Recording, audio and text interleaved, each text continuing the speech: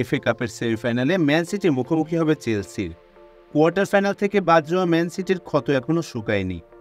দিন তিনেক বাদেই গার্দিওলার দল নামতে চলেছে চেলসির বিপক্ষে, যাদের বিপক্ষে চলতি মৌসুমে 2টি ম্যাচের একটিতেও জয়ের দেখা পায়নি ম্যান সিটি।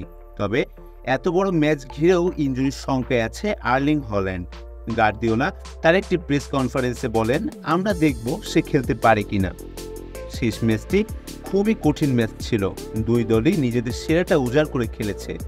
হল্যান্ড তার পেশির চোটে কিছুটা অস্বস্তিতে ছিল, যার জন্য সে আমাকে বলেছিল তাকে বদলি করতে।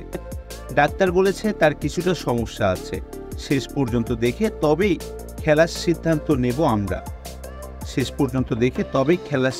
নেব আমরা। মিডফিল্ডে থাকা কেভিন ডি ব্রুইনা ফিট থাকলেও তারও বেশ কিছুটা অস্বস্তি রয়েছে।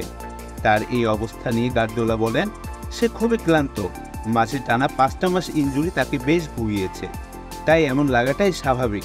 পরবর্তী ম্যাচে চেলসির বিপক্ষে বেশ কঠিন সময় পার করতে হবে ম্যান সিটির। 120 মিনিট খেলার পুরোটা সময় তাদের খেলতে হবে চাপের ভিতরে থেকে। রিয়ালের বিপক্ষে সিটির হারাটা চেলসির জন্য বড় সুযোগই করে দিচ্ছে বলে মনে হয়। তালহা ইবনে শরীফ, স্পোর্টস 24/7।